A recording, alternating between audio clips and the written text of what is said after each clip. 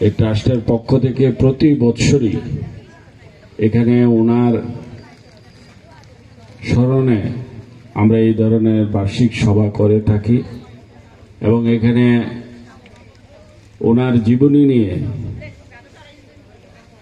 Major Chunta মিয়ার জীবনী নিয়ে ওনার ইতিহাস নিয়ে ভারতবর্ষের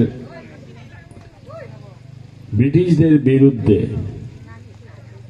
ব্রিটিশ শাসনের বিরুদ্ধে যারা লড়াই করেছিল আত্মবলিদান দিয়েছিল ব্রিটিশদের শোষণের বিরুদ্ধে অন্যায়ের বিরুদ্ধে তার মধ্যে আমাদের মেজর চুন্টা মিয়া একজন অন্যতম বীর যোদ্ধা ছিলেন। উনি একজন মণিপুরী জাতি সমাজের ছিলেন। উনি মণিপুর থেকেই ওনার সেই যুদ্ধ লড়াই ভারত মায়ের জন্য শুরু করেছিলেন এবং ওনার শেষ জীবন আমাদের এই এলাকার নারায়ণ খামারও যুক্ত হয়েছিল ওনার শেষ জীবনে। তো সেই কারণে আমরাও সবাই গর্বিত ও আমরা বলতে পারি আমরা ভাগ্যবান।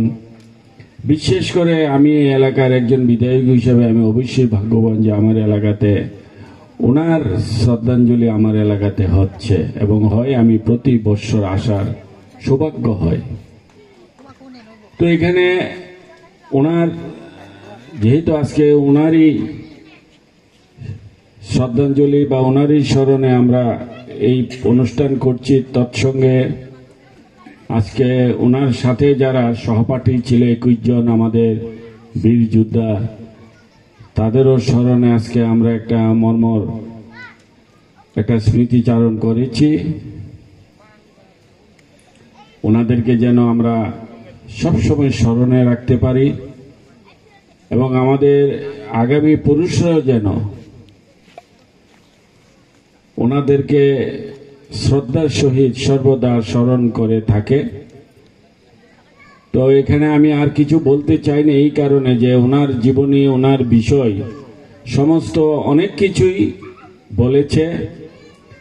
তো আমরা আমাদের আজকে যারা আমরা এখানে আছি বা আমরা আমাদের আজকে ভারতবাসী বা যারাই আছে আজকে ওনারা ছিল বলেই ওনারা আত্মবলিদান দিয়েছিল বলে আজকে আমরা ভারতবাসী স্বাধীনবাসী।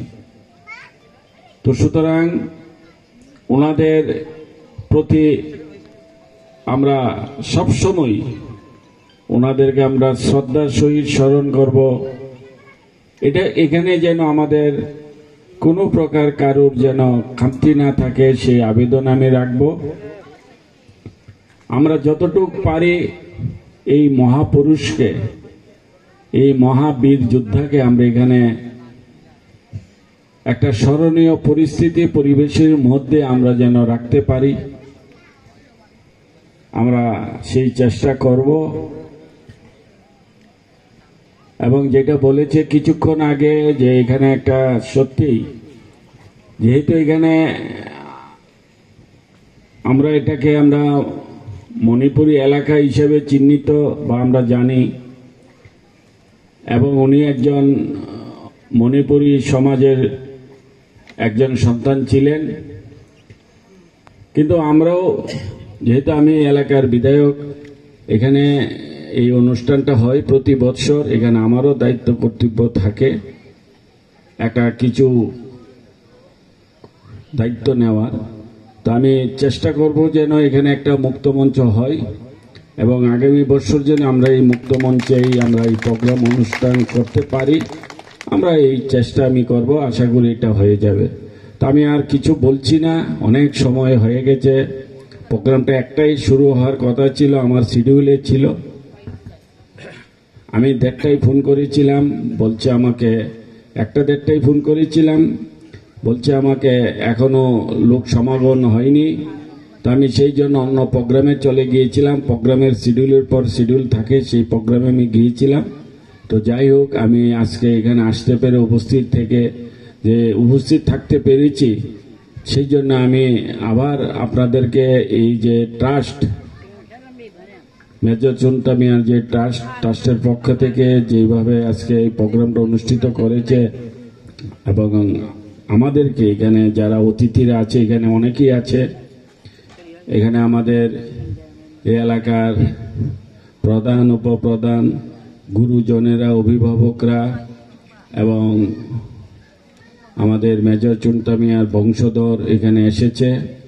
এখানে চুন্টা মিয়ার অনেকেই যারা ওনার সাথে ওনার পারিবারিক সামাজিক অনেক কিছু ভাবে ওনারা যারা যুক্ত আছে এবং এই এলাকাবাসী, আমি সকলকে আমার আন্তরিক শুভেচ্ছা, অভিনন্দন এবং প্রণাম জানাই যে আপনারা এখানে আজকে উপস্থিত থেকেছেন। আপনাদের মূল্যবান সময় অপেক্ষা করে আপনারা আজকে অনেকক্ষণ সময় ওনার জন্য যে আত্মত্যাগ করেছেন, সেই জন্য আমি আবার আপনাদেরকে সাধুবাদ জানাই, ধন্যবাদ জানিয়ে আমি আমার কথা বলা এখানে শেষ করছি।